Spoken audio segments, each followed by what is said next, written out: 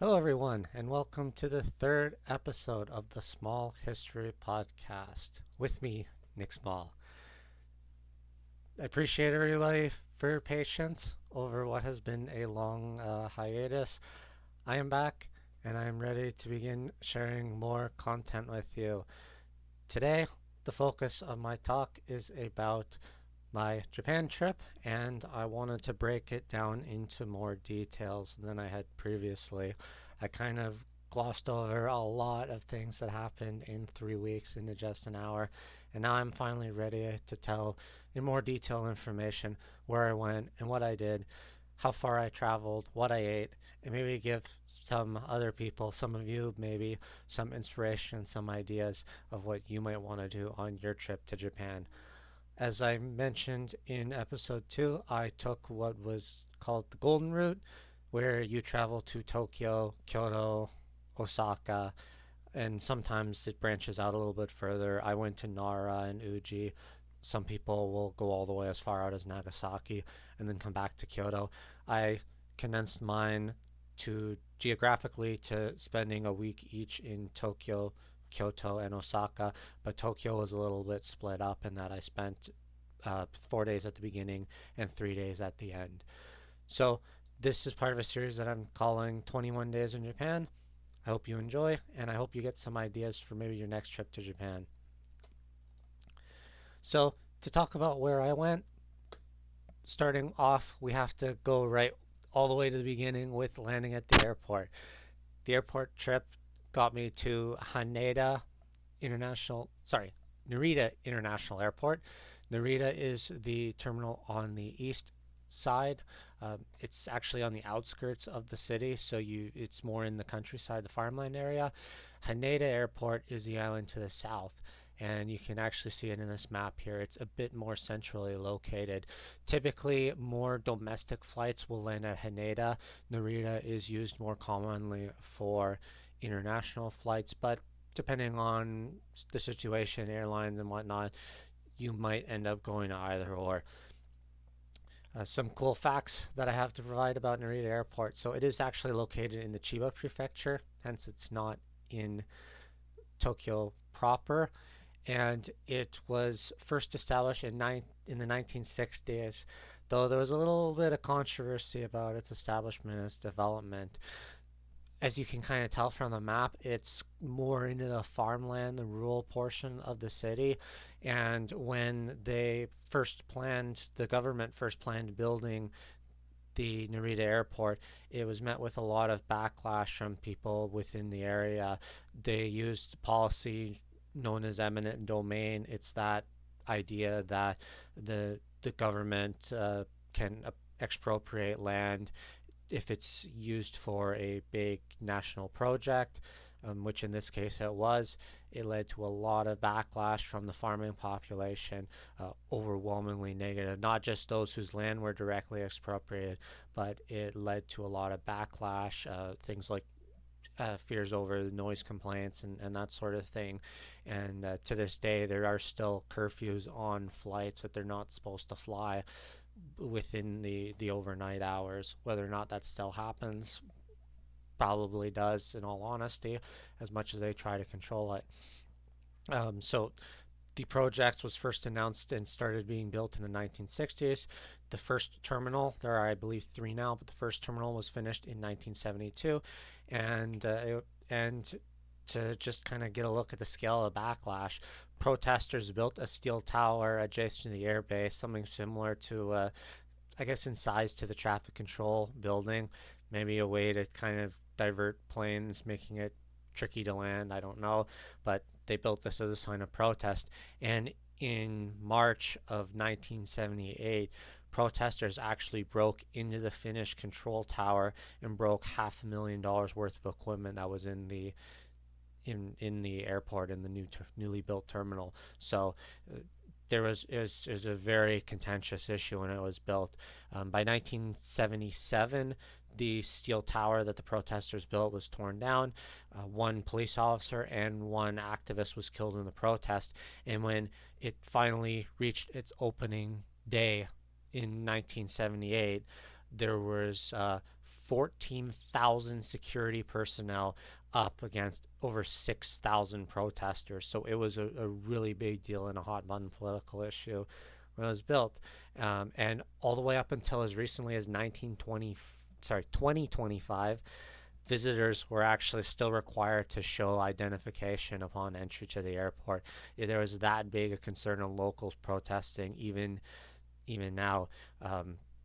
Phase two is expanded beginning in the late 1980s, and by 1992, the second um, phase was complete. And now, as you can see in the images here, the route to get from Narita Airport to downtown Tokyo metropolitan area is a little bit tricky. The routes prior to the route I took was through the Narita Skyliner, or the Narita Sky Access Line. Before that, you had to take the JR East Keisei line, and as you can see, you could also take other routes that take as long as 5 hours. There's different ways you can get down to the city, but typically the easiest is either if you take the subway line, it's a little bit slower but a little bit more affordable. It takes about an hour and a half. The route I took with the Skyliner, it cost around $25, so a little bit expensive, but it's the most direct route. And as you'll see in the following images, it took me right to where I had my accommodations in Akihabara and Ueno. And as you can see, this route was really efficient. For $25, it was 45 minutes. My flight left first thing in the morning in Toronto around 8 in the morning. I flew to Montreal and then took a connecting flight that flew directly to Japan from Montreal. And I think it ended up being a 17-hour flight, I want to guess. It got me to Japan at around 5 in the evening on the next day. So there's everything you need to know about the Narita International Airport. I'm going to show off a couple of photos here. So there's myself on the left on the way to the airport. In the center, there's a view out of the airport as we were landing. I was a little confused on what that was in the distance. I later found out that that was one of the two Japan horse racing training facilities, which was really neat. I'll talk about it in more detail in a couple episodes from now, and you'll see this image again, but there's all these little tracks in the middle and the bigger tracks on the outside. There's something like 17 different tracks that they use to train horses there.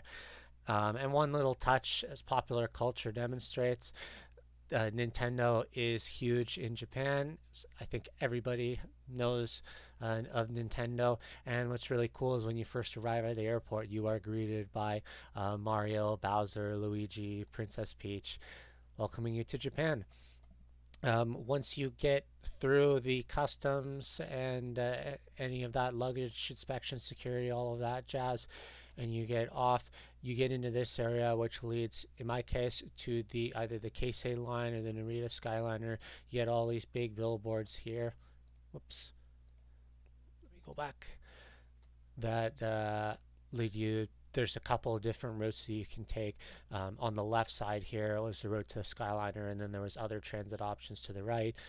There's bus options to go downtown. You can take coach buses. There's other public transit systems, but probably the most efficient is to go through the Skyliner. There were a number of planes that were getting off at the same time as I was, so it was a little bit congested. And once you go up, you can either go up to an electronic ticketing machine and purchasing your ticket, which is something you'll do a lot if you're traveling on the subways, and especially if you're not getting a Presto card. In my case, I traveled solely with tickets. I didn't get not a Presto card. It was a Suica or a Pasmo or any of the Japanese high-speed transit cards. And then, but I would get a ticket such as this. You would put it into the entry gate of the terminal, it would hole punch it, and it would lead you to wherever you needed to go. One thing that's really nice, you can see here, Narita Airport Terminal to Keisei Ueno Station. So my entry station and my exit station are listed on the ticket. you have to get off at the dedicated exit station that is on your ticket. If you try to get off at another station, at an earlier one or a later one, you will have to go to a fare adjustment machine. It will not let you leave until you go and adjust your fare on the train, which is pretty cool actually. It makes it pretty foolproof that you can't get off at the wrong station, or if you're heading towards a transfer terminal instead of an exit terminal, it'll spit it out saying, hey, you can't go this way, your exit's over there. With the Skyliners too, all your seats are assigned, so I had to enter on the fifth car and the 10th seat. If you missed your trains, it wasn't that big a deal. As you can see here, I believe this one I took was a 56 train. I could have rushed to take an earlier train, but I rather just took my time, and it led right to Ueno where I needed to go. By the time I got off, it was already fairly late at night. One of the things with traveling in November is that it gets dark pretty quick, but I got to see, got enough time to walk around. But as you can tell from the photo on the right, I was pretty tired. It was a long voyage, and I mostly just wanted to be rested up for what I knew was going to be a long series of days in travel. As you can see, my dinner, I hit up one of Japan's most famous restaurant chains, the Koko Ichibanya Curry House. They are a restaurant chain, kind of like McDonald's, but they specialize in curry. They have a lot of kind of individual kiosks that you can go to, great for solo travelers like myself. There are other tables where you can sit as groups as well. You go in this little almost cubicle, you get your water, and you have an iPad that you can select from a variety of different options. I went with the really standard classic tonkatsu curry, so it comes with a pork cutlet shown here, rice, and your curry sauce. You can have a ton of customization options. There's a million different kinds to choose from. You can have it as an udon soup instead of with rice. You can have different kinds of cutlets. You can have fish. You can have chicken. You can have vegetables, mushrooms. There's deluxe versions with extra rich beef sauces. So there's plenty of different options to choose from. On the left here in this image, I didn't take too many photos around Akihabara at this time. Mostly I just headed to my hotel because I wanted to make sure I was in and I had my lodgings for the night. But you will see a lot of buildings like this area where really flashy billboards in Akihabara. Akihabara is often nicknamed Electric Town, and that name comes from its time during the black market following the Second World War. It was a major hub for electronics, computer devices, as technology sort of became an integral part of Japanese culture and Japanese identity, soft power. Um, it's the other part of its name also comes Akiba comes from the firefighting deity, and to which after a major fire in 1869 a shrine was dedicated to this Akiba deity. And today, as you'll see in other photos that I will show throughout my presentations and this series, it's also a big hub of what's considered otaku or weeaboo culture. There's video games, anime, manga, other electronics. There's arcades. There's maid cafes. There's shops where you can buy everything ranging from trading cards, anime figures, books, whether it's regular books or novels or official manga or dojins, which is fan manga. There's all kinds of stuff related to popular culture here. Another thing that I'll point out is a lot of these buildings, it unlike here where you tend to have a very wide sprawling first floor, and then you have mixed use. You have housing, apartments on top and businesses on the bottom. In Japan, a lot of times the entire building across multiple floors is all of one business, but they will separate the floors based on whatever type of product it is. So you'll see when I start talking about certain electronic shops, you might have consumer goods, washing machines, dryers, things like that on the first floor. You go up to the second floor and there'll be TVs. The third floor there'll be cameras and so on whatnot. So rather than it being spread out horizontally on your X and Y axis, they build vertically up on the Z axis. And another thing I'll point out too, of course, the beer in hand. I had to have a Sapporo when I was there. One observation I found with the beer there is that it was marginally less expensive than here, but not outrageously cheap. It was anywhere from around, um, I think it was around, if I remember correctly, around 200 yen, so $2 a can. Now, of course, with inflation, it's probably closer to $3 a beer for this price. In terms of currency, it's fairly easy right now to convert the yen. 100 yen is about $1 Canadian. It sometimes fluctuates a little bit, maybe around 110 yen, but generally, if you convert 100 yen to a dollar, that's about the price. So depending on where you're going, it could be anywhere from $2 to $3 for a can of beer, about the same. Carbonation, a little bit finer bubbles, but I found the head stayed a little bit longer than what you get with some Canadian beers.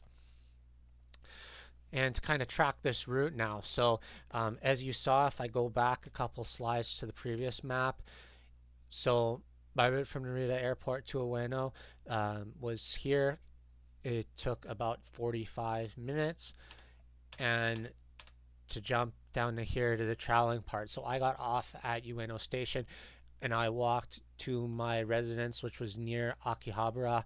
I could have gotten the Skyliner doesn't go to Akihabara. I would have had to have uh, bought a second ticket and transferred over because I didn't have a Suica or a Passmo or any other kind of IC card. So I instead just simply chose to walk. And this way, it also got, as I was getting ready to adjust my body to this clock, um, over almost a 24-hour flight. It was 5 o'clock in the evening in Japan, even though it would have been, I guess, around 5 or 6 o'clock the next day in Canada, or the previous day, I guess. Time zones get really confusing when you don't travel a lot. Um, so anyway, going for this walk was a good way to just relieve some energy, get a look around, see some of the sights. Got to stop and eat. But this brought me to my place of residence. Um, my place of residence in Akihabara was in a type of residency called a hostel. Very similar to a capsule hotel that you may have heard of before as well. It's essentially like glorified bunk beds. So you go in, you check in, you get access to a room, usually on one of the upper floors. And it is literally a set of bunk beds. You have a little cubicle, and usually there's just a small curtain divider, so it's not really any major soundproofing. And you share it with, depending on the size, 12 to 20 other people. Surely there was some concerns protective over whether or not your stuff was getting stolen. Anything valuable I always had my backpack with me at all times, and I always carried it with me. I even had my backpack in my bed as I slept, and there were never any real fears. I found everybody was very much in the same boat as you were, so because you're so worried about your own stuff, you're never really worried about anybody else coming in and taking your things. And it wasn't until I left Tokyo that I actually got my travel suitcase. I bought a suitcase when I was there, and then I began taking it with me. So I traveled very light, but there were never any fears. You had a washroom that was shared. There were showers, multiple ones across, and they were cleaned fairly regularly. Usually someone through the daytime would clean it, and you would get fresh bed sheets every couple of days depending on which ones you were at. And so my adventure began the next day. This would have been the 21st of November. So I left the 19th, landed on at 5 o'clock in the evening on the 20th, and then my first full day was on the 21st. And I got my first encounter with some of the famous Japan vending machines. The vending machines are divided into hot and cold drinks. If you look at the ones on the middle row to the left, that my mouse pointer is on, if it's showing, um, they are in red. So they actually have a separate vending machine option for hot drinks as opposed to cold drinks. depending on where you go, the prices could really fluctuate. I found if you were going to any vending machines at stations or any major venues, museums, sporting events, any really popular shops, key downtown corridors, you would find that they were more expensive. This was one of the less expensive ones, and it was conveniently right beside my hotel, which was great. Hot drinks like this black coffee, it would cost around 100 yen, so really inexpensive. Water, usually I found if it was 100 yen or 110 yen, around a dollar, I would often buy a bottle whether or not I needed one at the time or not. That way I always had fresh water to carry around. I tried some of the other options as well. Some of the popular ones, the green tea there is fantastic. It's phenomenal, unsweetened, but really rich and flavorful. There was also a barley tea that you could get cold, which was a very interesting, a different taste. It has kind of a wheat flavor, almost like a beer water. Um, I would drink a lot of the black coffee though, um, and there was also things like honey lemon tea as some other options. Another thing that was really important, I made sure every day on this trip I started out with breakfast, and that was never hard. There were a number of different breakfast chains that you can go to. There are a lot of places that serve things like yakiniku, beef bowls, um, and other types of breakfast foods. Typically, I could find something like this where you could get a protein. In this case, it was a piece of fish. You got some nori, some seaweed. You'd get a miso soup. This was some with some barley rice, and there was two kinds of mixed vegetables, and it would usually come to only around 500, 600 yen, so only $5 or $6 for breakfast. A very nutritious, balanced, and healthy breakfast. And what was really nice is that there were places all over the country that I could go to, some popular chains, some more mom and pop ones, and there was always enough variety that I could always mix it up, and I never had to have the same thing for 2 meals in a row. I really like the option to have some mackerel, some omega 3s early in the diet, in my diet early in the morning. It was extremely helpful, and I think it really paid a long way. What you'll see is kind of the trend with this trip, and as a pro tip I can give now to anybody traveling, I highly recommend getting up early in the morning and getting the activities in and out of the way early on. By getting up early, I was able to go to a lot of the places I wanted to see at the very beginning of my day on my itinerary and go when they're less busy, and it really felt that a lot of times I was really one of maybe 10 or 20 people there. It didn't feel like I was mogged by hundreds or 1,000 tourists. As you can see there's my receipt. So this was from Yayoi, and it came to 600 yen. No tipping either, which was an interesting part of culture. And so then I proceeded on my way to my next location. As you can see, if you know where to look, you could find beauty and take some impressive photos rather easily. There are a lot of canals and rivers that run through Tokyo, and it's really cool. You can get a lot of vertical perspective and play with the layers. Some of the rail lines that are going up on the top on the image to the right, you have it reflected in the river down on the bottom. You have other pathways and walkways kind of in the middle there, ivy draped. A lot of gorgeous skyscrapers. Really, really beautiful place. So, the destination for my first day of my trip, I took a 3 kilometer walk west from Akihabara towards the famous, or to some infamous, Yasukuni Shrine. It was a place near the top of my list, obviously, which is why I wanted to go there first. It is, as someone who studies Second World War, um, in Asia and Europe, and 20th century history, it is probably one of the most contentious places within Japan, but also one of the most significant.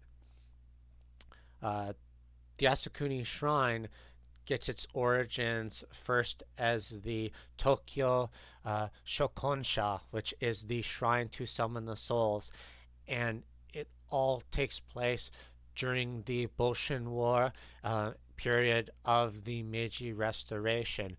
The Meiji Restoration is one of the fundamental moments of Japanese history. If you study modern Japan, you usually start with the end of the Sengoku era, the Warring States period, in the mid 1600s.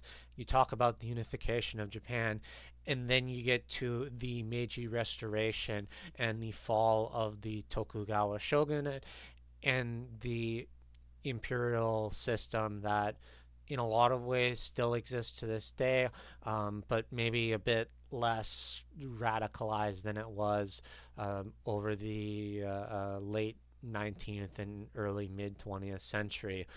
Ueno itself is the site of a famous battle on July 4th in 1868. On the left side of this image in blue, you have members of the Tokugawa shogunate, loyalists to the shogun, and then on the right side in red, you have imperialists that are loyal to the new Meiji imperial state. The Yasukuni Shrine gets its origins from the end of this period and the finalizing of the Meiji Restoration. It's also worth noting, take a look and pause and look at the date, 1868. When you think about what's going on in the globe, especially in North America at this time, you have from 1861 to 1865 the American Civil War. And in 1867, you have Canada forming a country, Canada's Confederation occurring at the exact same time as all of this chaos and turmoil is happening in Japan. But you look at this image and you have what you might think is something like out of the 1600s, samurai fighting with swords. There's not the same kind of, if you compare it to like the Civil War, you don't think of the Gatling gun and muskets and all this gunfire going about. It's depicted with a lot of what I think you would think is like ancient or medieval Japanese warfare with samurai swords, but you still see the evolution from the samurai and the loyalists versus the imperialists that in some of the images you see in their red and black uniforms are starting to resemble something more European in nature. So anyways, the Yasukuni Shrine as the Tokyo Shokonsha gets established in this time period, and it's established for the enshrinement of 6,959, almost 7,000 war dead from the Satsuma Rebellion in 1877. At that time, that's when the shrine gets renamed as the shrine from the Shrine to Summon Souls, the Tokyo Shokonsha, into the Yasukuni Jinja. Jinja meaning shrine, and Yasukuni coming from the Chinese work, the Commentary of Zhou, to mean the phrase pacifying the nation. So the shrine to pacify the nation. So that's where it gets its origins from. And following the U.S. occupation after the war, it gets established as a Shinto shrine, but also has a lot of direct imperial connotations. You'll see this with a number of shrines that are dedicated specifically towards the Meiji Emperor, particularly this one in Meiji Jingu are the two major ones. That there's a big connection between church and state. The ideology of Japan up to this point is state Shintoism. We fast forward now to the end of the Second World War and the defeat of Japan. The Yasukuni Jinja is faced with a difficult situation. It's faced with a choice to either become affiliated with the government and separate itself from religion, effectively to become like a secular military government museum, or to maintain its roots as a religious institution but then disassociating itself from government. Yeah, we're talking separation of church and state imposed by the Americans in 1945 and now in 2026. It's kind of an interesting thing to think of now, but what ends up happening is the Yasukuni Jinja chooses to remain a religious institution, and it is still a member of the Association of Shinto Shrines, dislocating itself from the government. However, it's there then you start to see it kind of fall within realm of controversy. The most of which begins in April of 1959, where you start to deal with um, the enshrinement of Japan's war dead from the Second World War, the Greater East Asia Pacific War, um, and which includes the enshrinement of convicted Class A war criminals from the Tokyo War Crimes Trial, and um, it the museum of which the Yushukan becomes affiliated or known with as the place to commune with noble souls. And it's this idea, this concept of honoring war dead, these noble souls, but then also by enshrining the convicted war criminals, you get into this controversy of whether or not it's morally or ethically right to enshrine them. And there's still a lot of controversy, not only from outsiders, but within Japan itself. It there's a lot of criticism of the Yushukans, the museum's presentation of the war, through a revisionist lens. Often, a lot of it gets talked about the less so of Japan waging aggressive war, but establishing a pro-prosperity sphere or its own imperialist ambitions, saying basically, hey, what we're doing what's is no different than what Great Britain is doing, what France is doing, what Germany is doing to a lesser extent. You have these imperial missions where if you look at the history of Japan, dating back through the Meiji Restoration period, there's a lot of fears of what's happening in China at this time in the 1800s is what's going to happen to Japan as well. But of course, so anyway, that's where you get the fears and you get the imperialist ambitions, and you have this co-prosperity sphere notion, Asia for the Asians, Asia's being in charge. But then it also runs into a lot of problems when you then look at war crimes, and that's a whole other kettle of fish. There's a lot to talk about in that, um, because if you look at the Asia Pacific War and you remove it from the European theater, you have a very mix of ideologies and a very different mix in racial tensions over it. I don't necessarily want to conclude that everything comes down into a race war, but you have in China, you have a civil war, you have a larger regional war engulfed in this global war of the Second World War. If you throw in Great Britain, you can look at Great Britain's relationship with India, and the horrible treatment that a lot of Indians were treated by the British.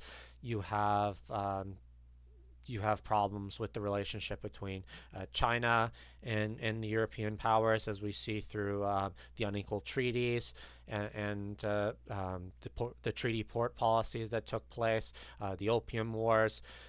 If you look at even to maybe a lesser extent the Philippines, they were under Spanish conquest and then they were under American conquest, and there was ideas that they would be able to eventually the Philippines would earn its freedom, but it ultimately was not going to take place until I believe 1945. So by the time the war was going to end anyway, so it's not as easy to say like, hey, look at Nanjing, the Japanese did these horrible things in Nanjing. Well, you can look at a lot of other elements to the war, and that's where it becomes really muddy and complicated. It can't be resolved in just one thing.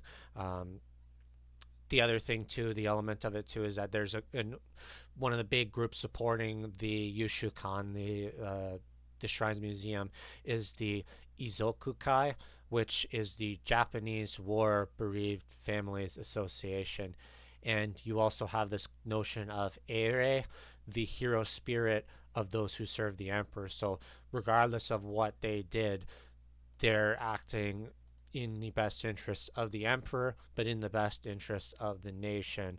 Uh, and it continues on to be contested through anytime a prime minister or a diplomat visits the shrine, it always rises up in some controversy. So to talk a little bit about it, some of the images that I took. So if you look at the image on the right, it's not the best photo, but there is a map of the shrine and the area. The big gate that you see in the middle image is the gate at the bottom shown. And as you walk your way up, the shrine is located directly. I guess actually I should reorient it. The entry gate is from the east, so you're looking at it facing the west. So it rises from the east, and you walk westwards towards the shrine itself. And then in the right side, you have the image of the shrine there. And you're not supposed to take photos of the shrines up close, so that's why I took it from a far distance. This is one of the few shrines that has an officer posted right at the gate. It, because of these issues, these politicized issues, it has been a source of riots and protests and counter protests between revisionist and sort of apologists or conservatives. So you have a lot of less so since COVID, but there have been some high stakes protests where a lot of loud noise and screaming. You have people dressed in military garb waving rising sun flags on one side of the argument, and you have typically younger sort of apologists on the other side. But that isn't quite as common now. As you can see, it was beautiful when I went. You have the gorgeous lush trees there, and kind of to the north of the shrine to the right, you have the Yasukuni, the museum, and then you also behind it, sort of to the north, which is to the right of the shrine itself, and in the back you have this nice little reflecting pond that I spent the first hour just sitting and relaxing and really just calming down and enjoying the lovely autumn weather. Around it, you also have a couple statues that are dedicated to various elements. You have, in this case, a statue each dedicated to carrier pigeons, war horses, and war dogs, pets and elements of animals that have supported the war effort. You have the dedication to a monument to families, bereaved families, as you saw, the Bereaved Families Association, as I mentioned before, Izokukai. And then on the left here, you have a monument to Justice Red Hibinud Pal. Pal is beloved by the Japanese because he was the one war crimes tribunal justice of them who dissented against all charters. He made the argument that you could not find any of the Japanese war criminals, the ones that were convicted as war criminals. He argued that you couldn't find them convicted of any of the war crimes, especially without convicting anybody else, like based on the severity of the war crimes. On the other side here, on the far right, this is the opposite way. So if this would be if my back was turned towards the shrine, facing the main gate and looking out. One thing traditions, when you go to any shrine, you're never supposed to walk up the middle. You're supposed to leave that path open for the gods. You're always supposed to bow as you enter through the gates, and then you bow and say a silent prayer as you approach the shrine. You also throw some money in there and make a donation as well. When going, as a result of all these controversies, when going to the Yasukuni in the museum, you are not allowed to take photos, anywhere except for the designated area. There's a main hall inside the main building that has a lot of artifacts, the kind of cool stuff. If you've ever been to the Canadian War Museum, think of like where the LeBreton Gallery is, where all the tanks and ships and models and all that stuff is. Think of it like that, and then not being able to take photos in any of the narrative driven sections.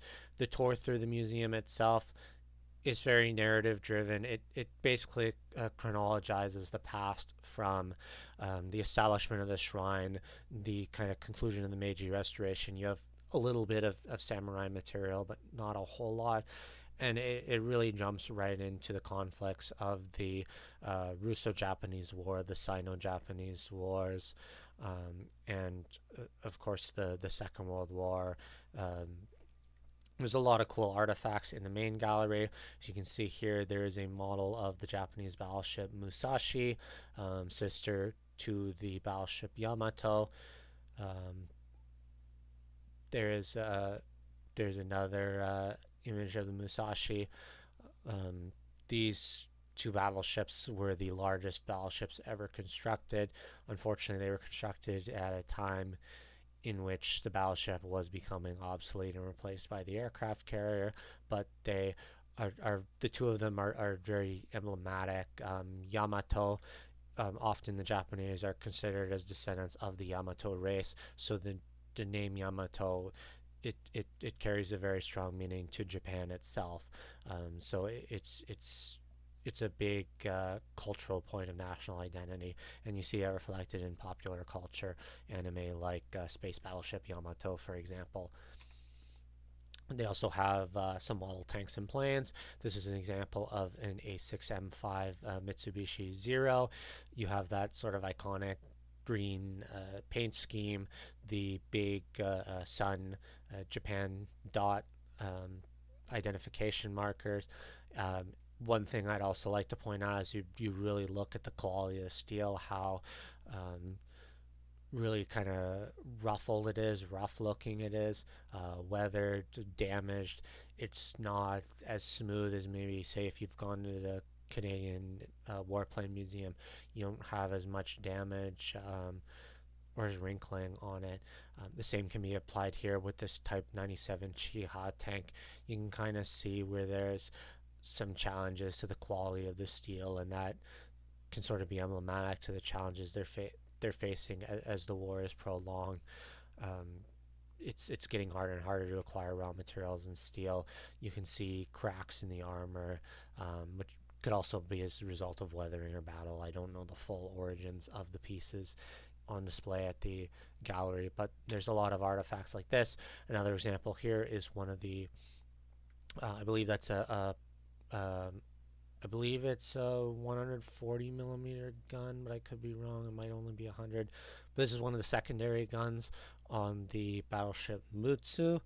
Mutsu, her one of her main turrets is on display at the Naval Museum in Kure, which is, I believe, in Nagasaki.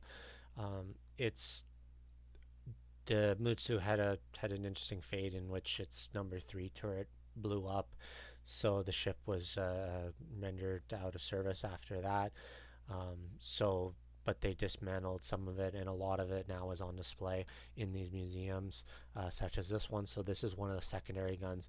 If you go back to one of the Yamato images, this would be one of the secondary guns. So if you look at where all those little anti-aircraft guns are on the side of the ship, kind of near the platform, they had it in a casemate like this, and so it would be able to go kind of from side to side as Japan was getting in a worse and worse war situation, both at sea and on land.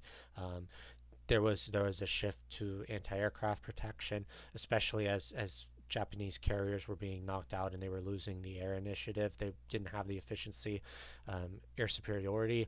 They they would begin to put more and more anti-aircraft guns on their ships to try to make up for the lack of aircraft that they could send in the air. And so secondary guns like these would start to be replaced, especially because they were also not getting the usage in long range firefights. If you're firing your main battery guns can fire maybe not accurately, but can fire at a range of 20, 30 kilometers, but your secondary guns might only go 7, 8, 10. They were effectively useless at unless at close range firefights, which simply wasn't the case by the time the carrier came out. Another image here we have of a one of the Mitsubishi engines. There's it again from a side angle, so you can see really sophisticated engines. And then here is an image of one of their trains. This will not be the last time you see images of trains. They are still charcoal-powered trains, especially, are still extremely popular in Japan. And as I mentioned with the travel through the transit system, the train dominates Japan as the quintessential mode of transportation. There are still a lot of charcoal-powered trains that still run. There are a lot of specialty tours that you can take to rural parts of Japan that continue to run on charcoal, which is pretty neat. So if you're a train buff, you'll see later. Kyoto is certainly one place to go, and there are a lot of other places within Japan. And it's nice that they acknowledge this because it's a major portion in Japan logistics, but it's also a major important part in China as well, through Manchuria, the northern part of China, and the establishment of railways there, the Northern Manchurian Railway. There's a huge importance placed on the rails, and to the extent where it's one of the reasons why Japan goes to war in China. So after spending about 3.5 hours at the Yasukuni Shrine, I made my way southward towards my next site, the Canadian Embassy, the Embassy of Canada to Japan in Tokyo.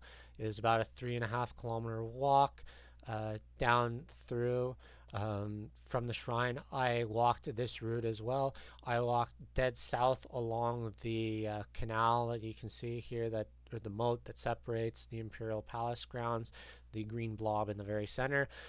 So if you look where the C1 icon is there, I walked all the way down, and then west, kind of where that marker that says Nagata-cho is. So I walked west along there after going dead south. If you head in that direction, that leads to the main area of Japan's democratic government. You have things like the Japan Diet building, which is their legislative assembly, their House of Commons, so where all their ministers meet. You also have their National Diet Library there, which is again their major library. It seems like a very mixed public use building. I did not go into it on this trip. I hope to next time. But yes, it's a very mixed use facility. Computers, library books, but also a lot of archival material as well. So it suits all purposes, and it is open to anyone. Once you sign up and register, whether you're a traveler like myself or a Japanese citizen, everyone's allowed to access it. And you also have the Liberal Democratic Party headquarters in that area as well, which is the longtime governing party of Japan. If you head west this way, though, you get to Canada's embassy in Japan. Here's an image of the moat. So lot of luscious green space. I will also warn you that there is a lot of security around here. There's security posted along the moat area surrounding the palace, as well as security around the Diet building and areas. So that's one thing that really impressed me. A lot of security, police, accessible wherever you need it to go. Over here you have the park that is located just outside of the embassy, just to the east. And this is inside the embassy itself. So some facts about the Canadian Embassy. It is the third oldest foreign legation that Canada ever had. After Paris and Washington, the High Commission to England and other Commonwealth nations, they don't count. Japan was the third country that Canada established formal diplomatic relations with after France and the United States. It was established in May of 1929 by really important Canadian diplomat Herbert Mahler, and he was the first official envoy, although not an ambassador, um, the to Japan beginning in 1929. And this site of the embassy today, the original chancery of it was built in 1934. For someone as financially conservative as Mackenzie King was, hating to spend money, he really liked the project. It was a gorgeous building. I think if I remember from John Meehan's book, The Dominion and the Rising Sun, I think it cost around the tune of $1 million to build. So it was not cheap at the time, but it was met with really high praise, and it was really important because at this point in time, Canada was one of Japan's major allies, and or trading partners, and it was one of the first countries we reached out to outside of kind of the usual European sphere and the Americans. Of course, by 1941, things were turning south. Second World War. You had uh, the envoy. It wasn't. I don't think it was Marler at that point, but the envoy left around 1939. But the full legation staff in 1941 were placed under arrest. They weren't repatriated back to Canada for another year and a half in 1942. Um, and then another key individual that you'll hear about later, Herbert Norman, um, became an attaché representing SCAP, and Douglas MacArthur as a member of the occupation, the supreme commander of the Allied powers, but he was not an official minister at that time. By 1952, diplomatic relations resumed. R.W. Mayhew became the first official ambassador to Japan, and then in 1991, the old chancery was torn down and a new one was erected in the same site. This new one was designed by Raymond Moriyama, a famous Canadian architect, one that many of Canada's most important buildings are named after. As there's also the Prince Takamoto. The sites that are consistent of it include the Prince Takamoto Gallery, the Oscar Peterson Theater, and the Herbert Norman Library. And this reopened in 1991. Um, as you can see up here. So when you go in, you go through a security check, and then you take an escalator on the outside up to the fourth floor. That's the main entranceway. The balcony area is consistent of all these rocks that consist of different components of Canada. They come from different parts of the country. There's some from the Canadian Shield. There's some from the East Coast. There's some from the Haida Gwaii. There's an Inukshuk kind of up in the back. I think I have another image of it here. Yeah. So you have all of these elements of Canadiana up at the top. You have a big boardroom in the middle, and then you have a bunch of offices in the middle floors. There's another security screening to go through if you're in to meet the ambassador Ian McKay or anybody else who's there.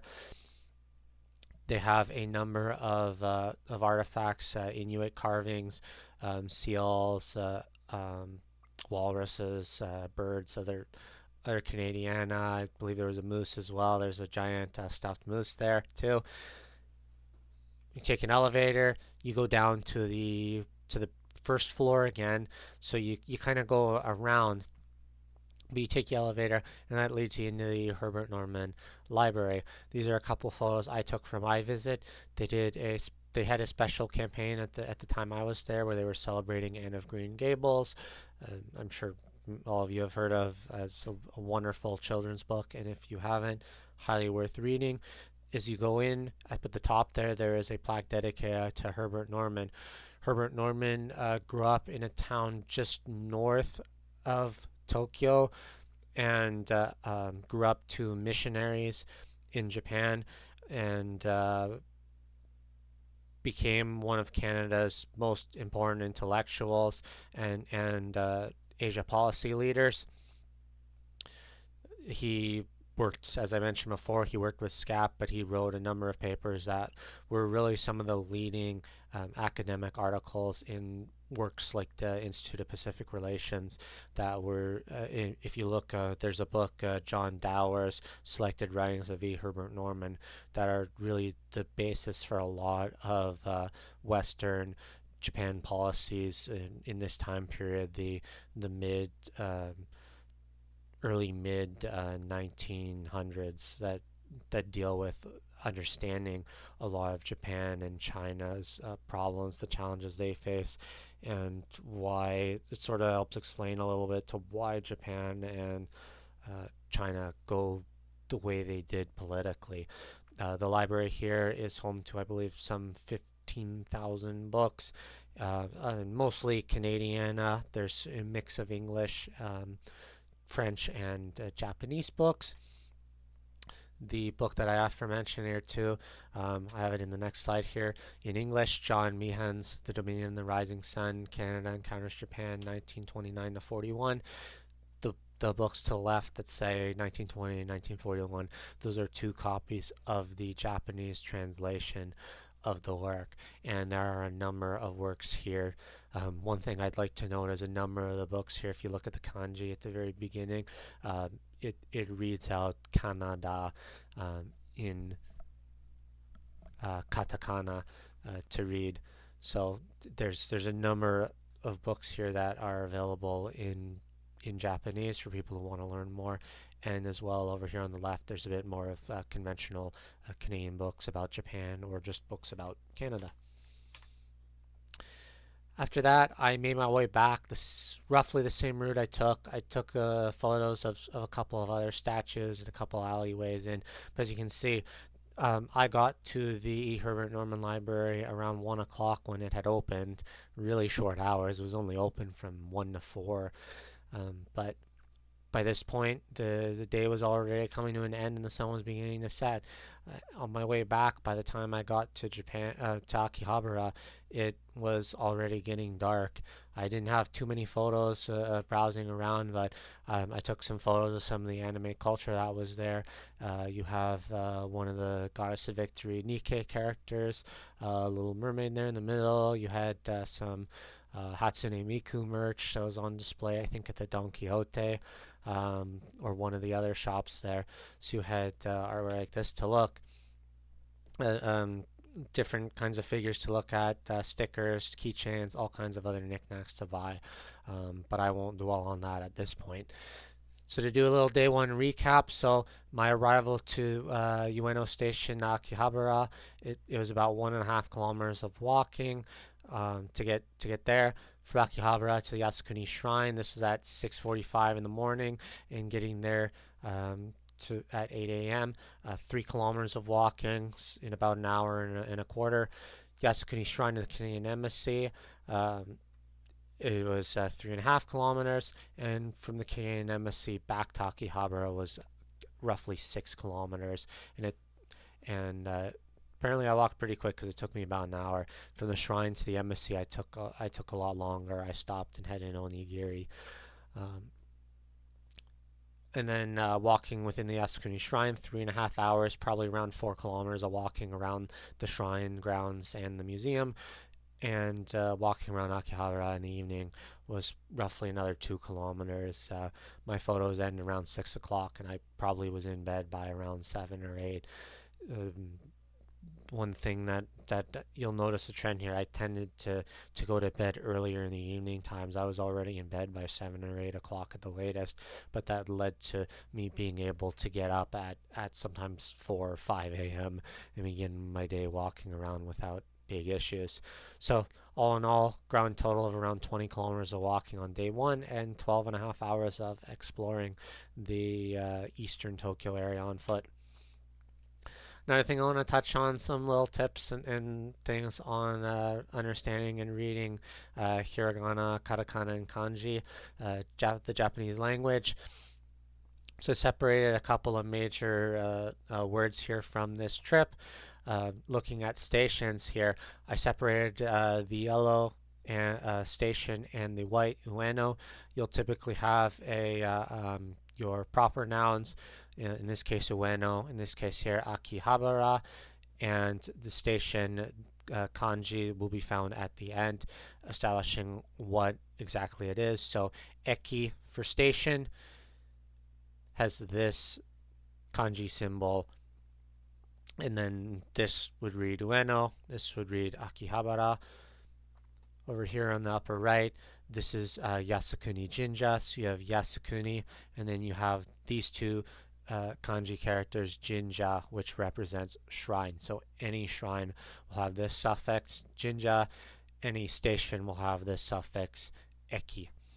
And then to throw in this one as well, in katakana, you have Kanada, because it is a foreign word. Canada is written in katakana. There is no kanji for it. So you have, and then you have in Japan, Zainichi, which just really roughly translates to in Japan, or Japan resident of Japan, and Taishi Kan, which is embassy. So you have in Japan, Canada, embassy. So, but it more directly translates to Embassy of Canada in Japan.